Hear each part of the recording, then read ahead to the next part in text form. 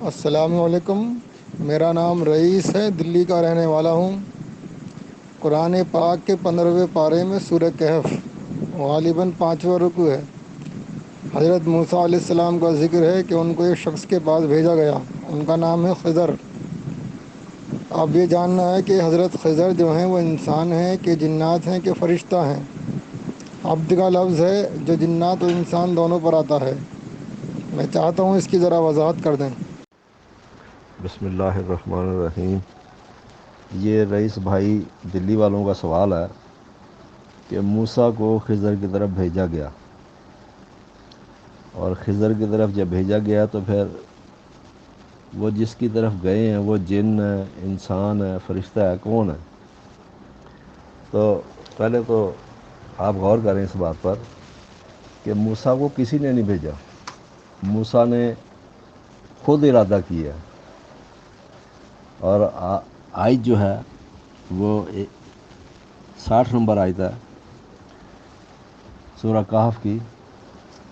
وَإِذْ قَالَ موسیٰ، دیکھنا یہ موسیٰ نے خود اپنا پروگرام طے کیا، اپنا پروگرام بنایا ہے۔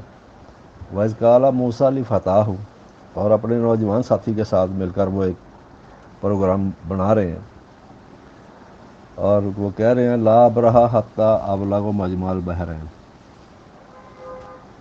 کہ ہم تو نہیں رکیں گے، ٹھہریں گے نہیں، میں کبھی مطلب کہ اس سے باز نہیں آؤں گا، میں چلتا رہوں گا کہ جب تک کہ میں مجمع البحرین پر نہ پہنچوں۔ اچھا، مجمع البحرین تو میں آپ کو یہیں پر بتا دیتا ہوں کہ مجمع جمع سے ہے، جمع کی جمع، مجمع یعنی کہ اجتماع جہاں پر ہو جائے، جمع ہو جائے۔ کون؟ بحرین، وہ جو بحرانی لوگ ہوتے ہیں، وہ جن کے پاس اور آئین اور ضابطہ نہیں ہوتا، لیکن اس کے باوجود ان کو ایک آئین کے ذریعے سے، ایک قانون کے ذریعے سے اکٹھا کر دیا جاتا ہے، اور وہ اس آئین کے پابند ہوتے ہیں۔ تو یہ موسیٰ کی اپنی ایک اسٹریٹجی تھی جو انہوں نے بنائی تھی، اور آگے جب آپ چلیں گے تو آپ کو پتہ لگے گا۔ فوجد عبدن، تو انہوں نے پایا عبد کو۔ تو یہ آیت نمبر 64 کے اندر ہے، تو میں وہ الفاظ ہی صرف آپ کو بتا رہا ہوں کہ موسیٰ نے اور اس کا ساتھی نے جب وہ وہاں اس جگہ پر پہنچے تو انہوں نے عبد کو پایا۔ عبد یہ ایک خاص لفظ ہے، اور عبد کہتے ہیں محکوم کو، کسی کی محکومیت میں کام کرنے والا، کسی آئین، کسی قانون، کسی ضابطے کا پابند، اس کو کوئی ذمہ داری ملی ہوئی ہے، اور انہوں نے اس سے ملاقات کی ہے، اس سے جا کر وہ اس عبد سے جا کر اس جس کو وہ اختیارات تھے جس کے پاس، اور آپ پورا واقعہ پڑھیں گے تو آپ کو پتہ چلے گا کہ یہ کوئی بااختیار بندہ تھا، جس عبد سے وہ جا کے ملے ہیں، جس کی ڈیوٹی لگی ہوئی تھی وہاں پر، تو وہ خضر نہیں تھا، وہ انہی کے لوگوں کا، انہی کے جو ملک کے رہنے والے باسی تھے، ان کا ایک بااختیار بندہ تھا کوئی، تو اس سے جا کر ملے ہیں۔ تو یہ آپ دیکھیں گے قرآن کا یہ ترجمہ کر دیا گیا ہے، اور آپ وہاں پر اس کو غور کریں۔